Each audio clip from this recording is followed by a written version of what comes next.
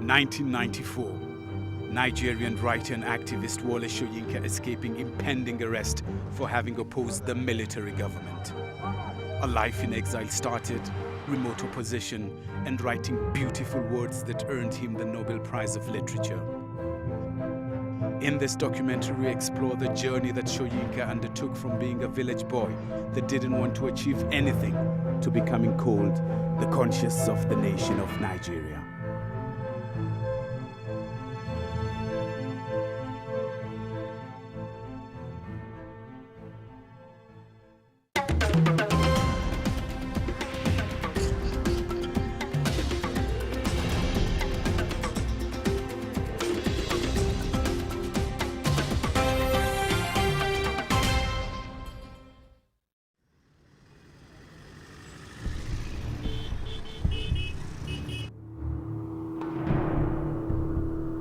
November 1994.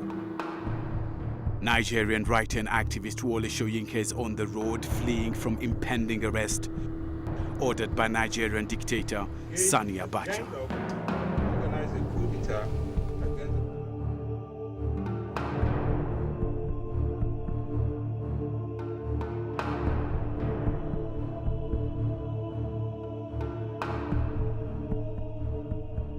General Abacha had seized power just a year ago in a coup d'etat and was tightening his grip on the country. The general imposed drastic economic reforms that dramatically increased Nigeria's economic growth, but at the cost of blatant corruption and gross human rights violations. Any resistance to the regime was muzzled by force. And Wole Soyinka, as co-founder of the underground opposition, had dared to oppose Abacha by calling for international sanctions. Now, more than 25 years later, Wole Soyinka still has vivid memories of this ordeal. I had to accept the fact that maybe I was the only one of the entire movement against Abacha's dictatorship who could create an alternative voice, radio voice. I accepted the fact that I had to leave the country.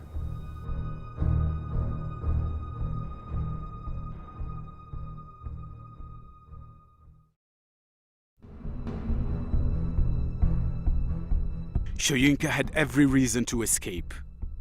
The Abacha regime was known for killing anyone standing up against them. Even the fact that Soyinka was already a Nobel Prize-winning writer would not have saved him. The hasty journey started by car from his home. I was in Abeokuta when it became clear that the chips were down. I either leave or get captured. So I got in the car, pretended I was on a hunting trip. And so even though there were soldiers, roadblocks and so on everywhere, they recognized me and actually passed through some of those roadblocks and went along the smuggler's route to Iseng and the crossing of the main river to the Republic of Benin. The journey concluded in the United States, from where Soyinka managed to found the shortwave clandestine radio Kudirat, offering a voice for the oppressed opposition in Nigeria. This is Radio Kudirat Nigeria, the voice of democracy. Wole Soyinka had left his ancestral Yoruba land in southwest Nigeria, where he was born on the 13th of July, 1934, in the town of Abeokuta. He was raised in the neighborhood called Ake. Soyinka describes his young years in the 1981 memoirs Ake, The Years of Childhood. In Ake, Soyinka also mentions his St. Peter's Primary School that still exists.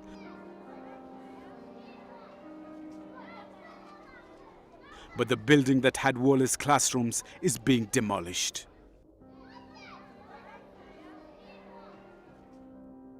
Soyinka's father used to be the head teacher here. He says that his parents have sown the seeds for his life as a writer and activist by often debating about Nigeria's British colonial rulers. I grew up in a community, family environment in which the sense of nationalism was quite strong. My uncles, my parents, they used to argue quite a lot. This discussion was going on. And so there were manifold aspects of viewing our condition. And I was bombarded, as a curious child, I was a very curious child, I was bombarded with many aspects, different aspects of that. Wole Soyinka's secondary school, the Abeokuta Grammar School, is also mentioned in Ake. It, in the meantime, became the seat of the Bishop of the Anglican Church in Nigeria. The bishop says that the young Wole was befriending members of the Ransom Kuti family in Nigeria, who were all respected here in Yoruba land. This family produced the influential Nigerian women's rights activist Funmilayo Ransom Kuti and Hassan Fela, who was a famous musician and activist.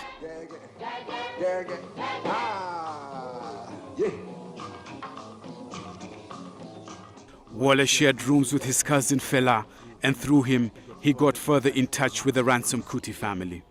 They were role models for him because the Ransom Kutis were very principled, very educated, very principled, and they produced generations of leaders in this country as far as educational training is concerned. So the academic erudition of Wole Soyinka, the cultivation of his academic virtues, his strength, was built here.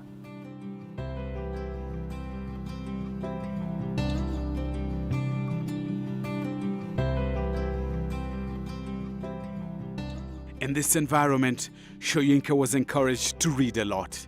It made him become a writer, although he says he didn't intend to. I suppose along the way, I sort of thought, well, I'm reading about all these people, all these strange characters and so on. And I began to put my own characters in place of what I read. So it was a kind of gradual process. I don't think I just woke up one day and said, as a result of an experience, I have to be a writer. At least I don't recall it. Wole Soyinka accepted his remarkable talent for writing and took it to the University of Ibadan, where he went to study English. There, he founded the Pirates Confraternity, campaigning against corruption and injustice.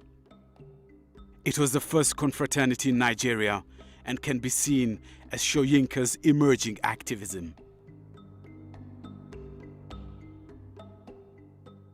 Soyinka believes he was infused with activism at a young age, seeing poverty around him. Just like his writing, stumbled into it. It's a strange process, I suppose, is that in spite of, shall we say, the progressive nature of my parents and my relations, that I also saw early enough contradictions,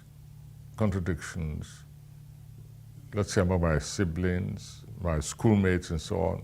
I saw the disparity between their social conditions and my own, which was privileged. All these various observations, hints, actualities observed coalesced progressively towards feeling that it was the most natural thing to try and at least obviate these contradictions, inequalities within society.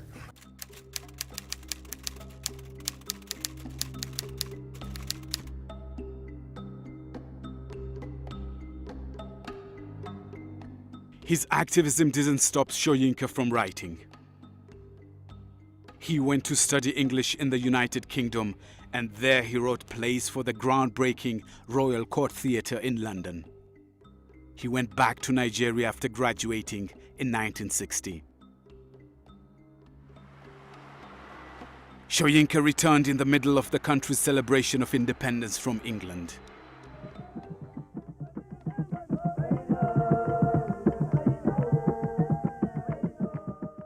For that, Soyinka wrote the play A Dance of the Forests, in which he dared to question the benefits independence was supposed to bring.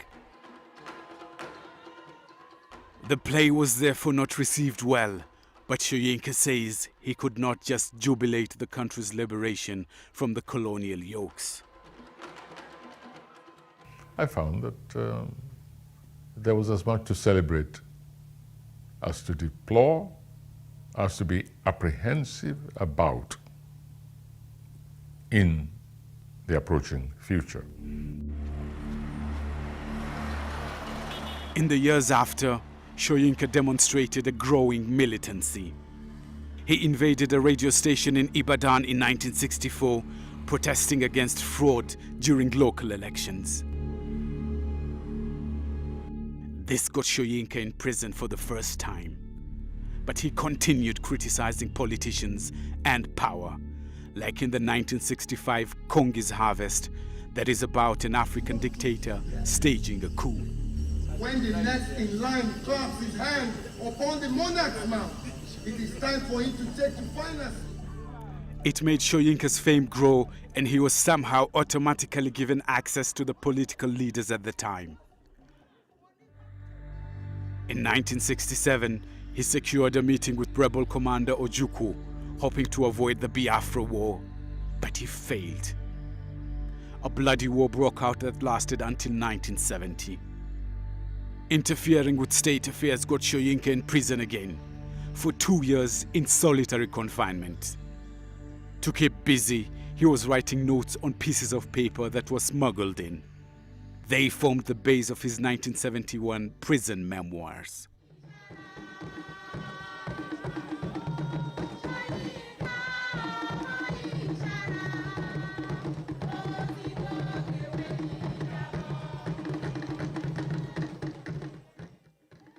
This prison experience hardened Soyinka, but he kept publishing critical plays and novels.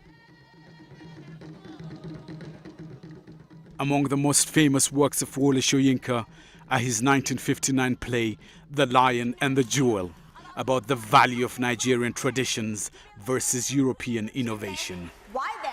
Why don't you sit down and listen? Throughout his work, Soyinka always chooses themes related to the use and abuse of power.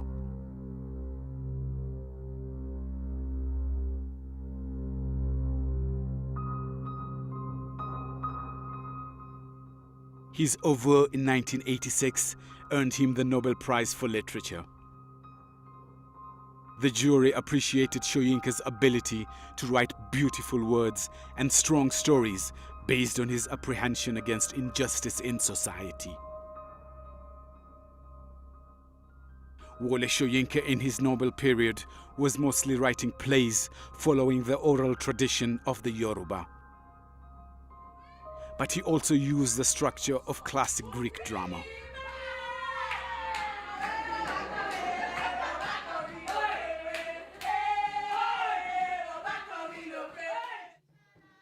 The combining of indigenous and European literary cultures distinguished Soyinka from other African writers of his time. The style itself is in line with Yoruba storytelling, rich in wordings and abundant of metaphors.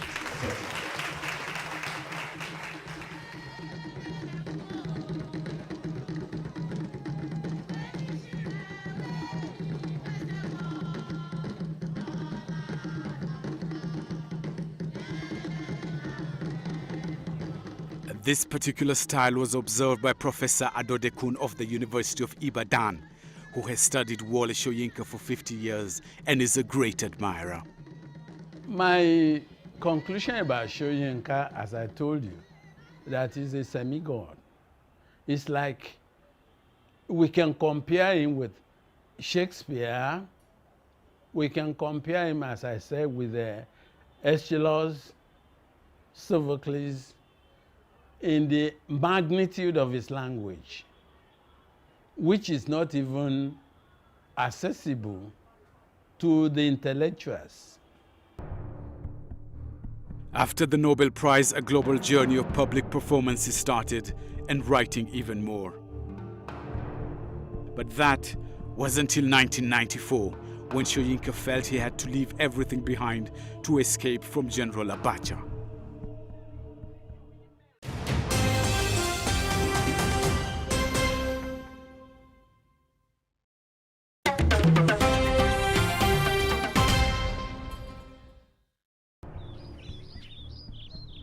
To get away alive from General Abacha in 1994, Soyinka had to abandon a life, an act that might be symbolized by having left alone his collection of statues that belong to Soyinka's Yoruba culture. The Yoruba live in the southwest of the country. Their culture is best represented through a society of statues embodying the gods and forces belonging to their pantheistic religion. The Yoruba belief carries the virtue of improvement of society and oneself through meditation and study. This developed into a sophisticated set of rituals and norms for human conduct. This helped the Yoruba to become an economical and political force in Nigeria up to the present day.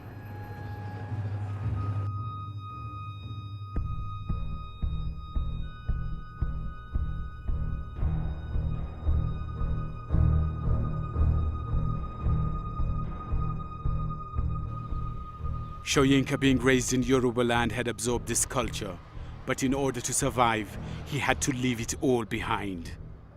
I said to myself, all right, you've enjoyed all these, now just abandon them. But right now, the situation is such that they're in fact no longer yours, because you are not in a condition of freedom in which you appreciate, you associate with them, that they're part of your life. From abroad, Soyinka continued his opposition against Abacha, in hiding, fearing for Abacha's secret foreign operatives. And in 1995, Soyinka saw his worst fears confirmed by the hanging in Nigeria of his friend and fellow writer-activist Ken Saro-Wiwa under General Abacha's orders. Ken Saro-Wiwa, just like Wole Soyinka, had dared to oppose Abacha by campaigning against the government-enforced oil extraction in the Niger Delta. And on the 10th of November 1995, Ken Saro-Wiwa paid the ultimate price for that when he was executed.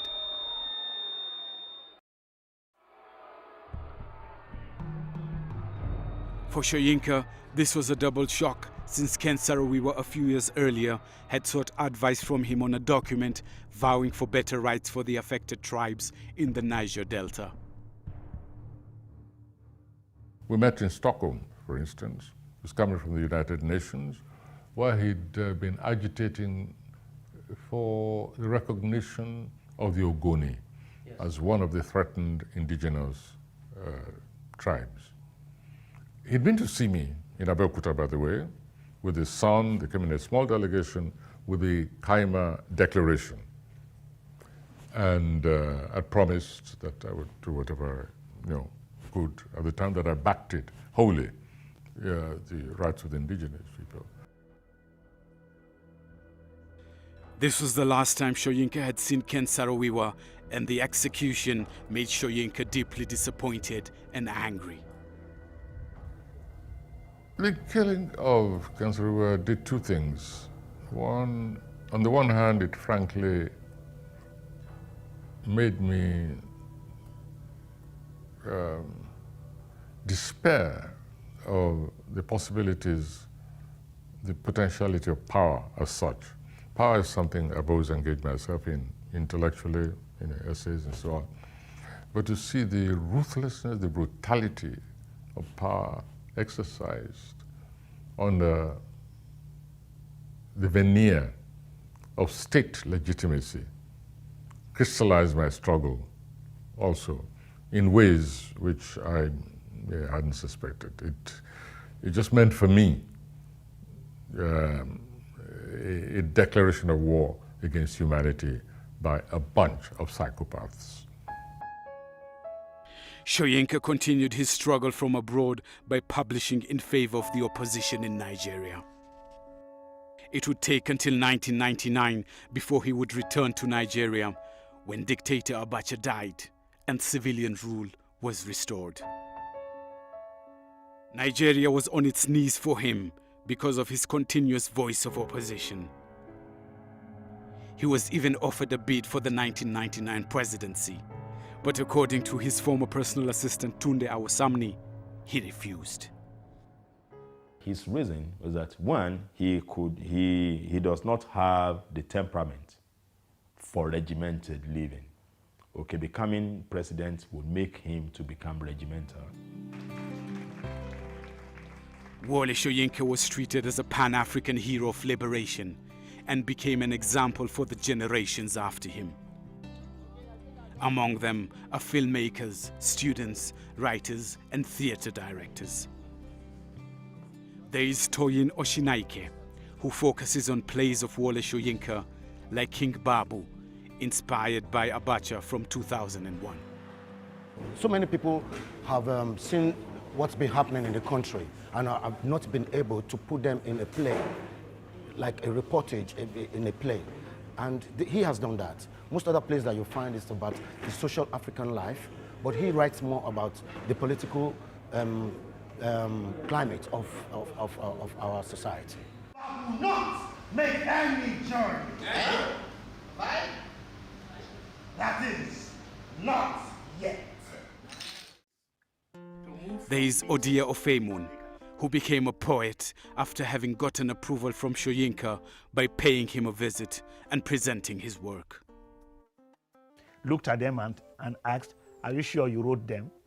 Frankly, I wasn't looking very, very decent in a university sense because I was dressed like a factory lover. I had a shirt tied by my navel and I was wearing bedroom slippers. So I was just like anybody off the street.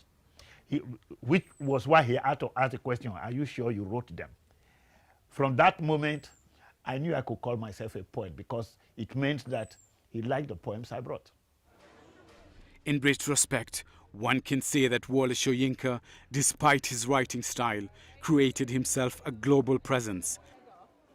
And inside Nigeria, he became a voice to be recognized.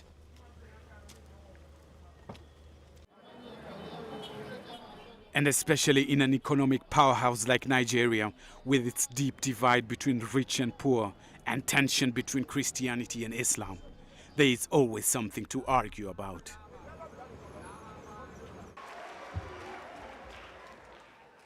And Wole Soyinka is always on the forefront to give his comments.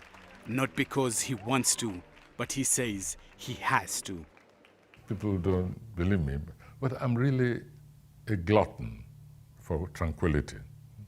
I'm really a closet, tranquil person. The problem I have is that my tranquility is disturbed by the unacceptable. And so I would say that what people call activism is just, perhaps just a selfish form of existence, of intervention, that I want to get back to my peace of mind, my tranquil state. And therefore, when there are events, circumstances, forms of conduct in society, no matter who's responsible, which disturb my tranquility, then I have to do something about it. So I hope you'll organize that. And Soyinka is now looking at being cherished wherever he goes. Although that made him ambivalent.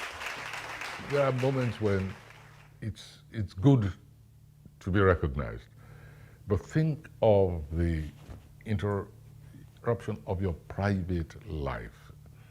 Think of how the constituency balloons when all you're thinking of is getting back into those private moments where you can create or just do absolutely nothing.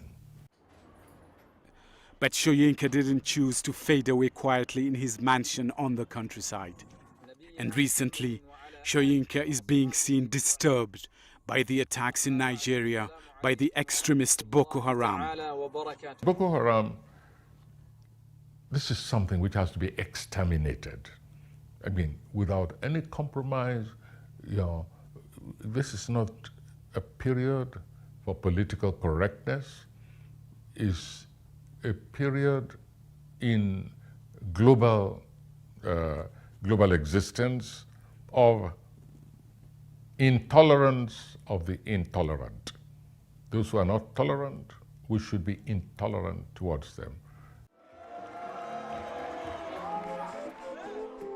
And according to people around Soyinka, he will continue to raise issues. And for that, he already received the attribution of being the conscience of the nation.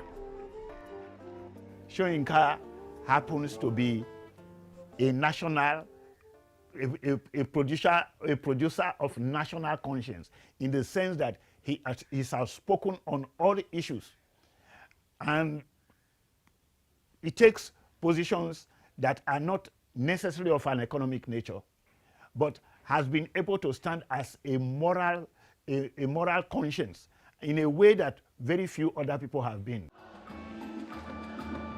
And even though being born in 1934, he's not likely to stop. I don't see him fully retiring. I don't see him fully retiring because the only punishment you can give him is to tell him to stop working, is to cause him to stop working. And I don't see him as somebody who is ever going to stop working. Wole's son Olaokun agrees with this, but hopes that people realize what they're demanding from him. People send me letters and they invite him to this event that is going to make, I look at it and I think that's not considerate. He's going to have to travel make such an effort and travel and put up with so much at 81. You should have considered that it's time to reduce the pressure on him to be everywhere at once.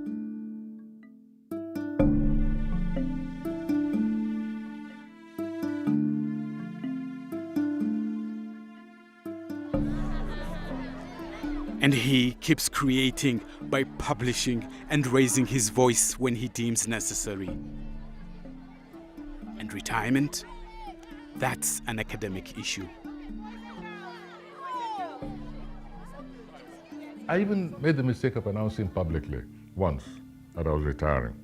And then I had to swallow my words and say, oh no, what I should have said is that I am now a student of retirement, and that I may graduate this year, and then I'll do my postgraduate next year, and eventually I'll do my PhD in retirement, by which time I'm probably gone. That's what I cope with it.